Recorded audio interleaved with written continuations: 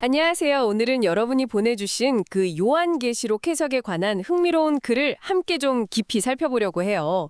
네, 이게 계시록을 둘러싼 오랜 오해들을 좀 풀고 이걸 어떻게 읽어야 그 본래 의미에 더 가까이 다가갈 수 있을까? 그런 새로운 시각을 제시하고 있더라고요. 그래서 이번 시간에는 이 글이 강조하는 핵심 관점들을 좀 짚어보면서요. 여러분이 요한계시록을 좀 더 명확하게, 어쩌면 완전히 새로운 눈으로 바라볼 수 있도록 도움을 집중해 뵙겠습니다. 바로 시작해볼까요? 네, 좋습니다. 이 글에서 뭐랄까 가장 강력하게 제시하는 통찰은 바로 이거 같아요. 요한계시록을 그냥 미래에 대한 비밀 코드 해독서 이런 식으로 볼 게 아니라요. 그보다는 약 AD 95년경에요. 정말 극심한 박해 아래 있었던 초대교회 성도들에게 사도 요한이 직접 보낸 아주 절박하고 개인적인 위로의 편지로 접근해야 한다는 점입니다. 그 구체적인 역사적 맥락을 이해하는 게 모든 해석의 출발점이라고 이거는 아주 힘주어 말하고 있죠. 위로의 편지라니 정말 관점을 확 바꿔주는 표현인데요.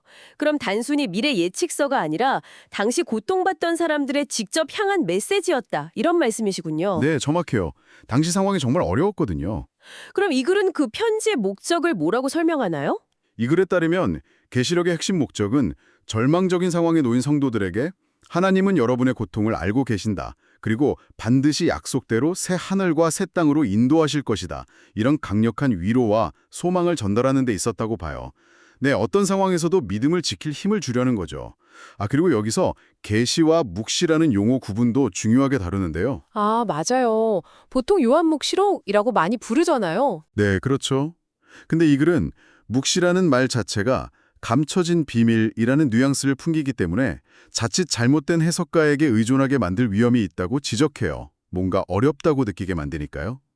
반면에 계시는 열어서 보여준다는 뜻이니까 편지처럼 수신자가 이해하고 위로받도록 의도된 메시지라는 점을 분명히 하는 거죠.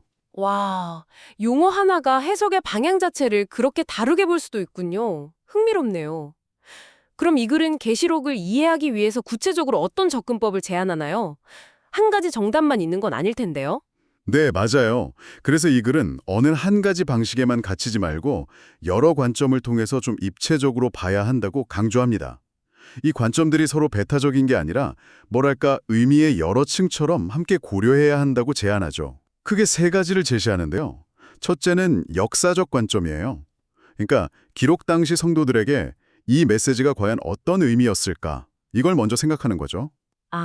당시 사람들에게 직접 와닿는 의미요? 네. 예를 들어 계시록 1장에 나오는 예수님 묘사 있잖아요. 그게 당시 핍박 속에서 두려워하던 이들에게는 지금 살아계신 예수님이 당신들을 지키신다. 이런 즉각적인 위로였다는 거예요. 그렇군요. 정말 현실적인 위로였겠네요. 그럼 다른 관점들은 뭔가요? 두 번째는 보편적 관점인데요.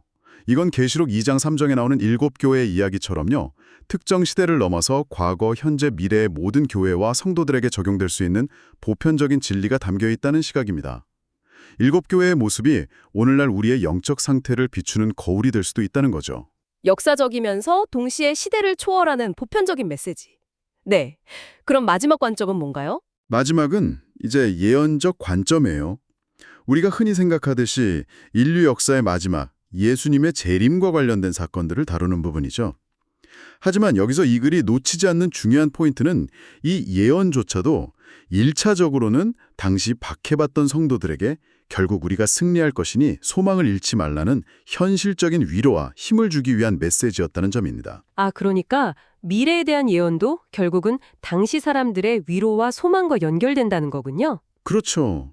단순히 미래 정보를 주는 게 아니라 현재를 살아갈 이유와 힘을 주는 메시지였다는 균형 잡힌 시각이 필요한 거죠. 와, 균형 잡힌 시각 정말 중요해 보이네요. 바로 그 점을 이 글은 아주 강하게 경고하고 있어요.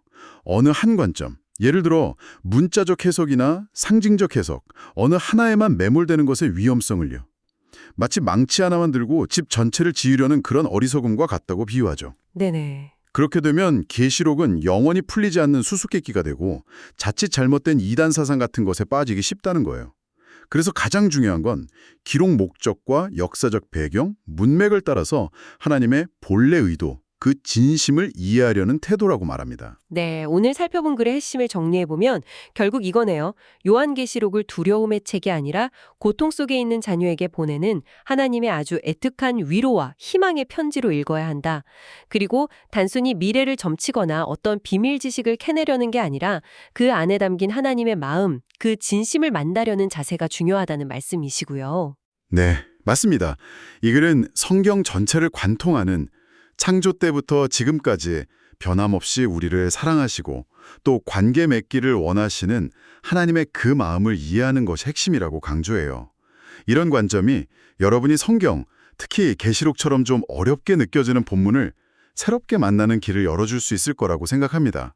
마지막으로 이 글이 우리에게 던지는 깊은 질문 하나를 여러분과 나누면서 마무리하고 싶습니다. 만약 성경을 개인적인 유익이나 지식을 얻기 위한 그런 노다지가 아니라 시대를 넘어서 전해지는 하나님의 변함없는 사랑과 그 진심을 만나는 통로로 여긴다면 여러분의 삶과 신앙에는 어떤 변화가 시작될 수 있을까요?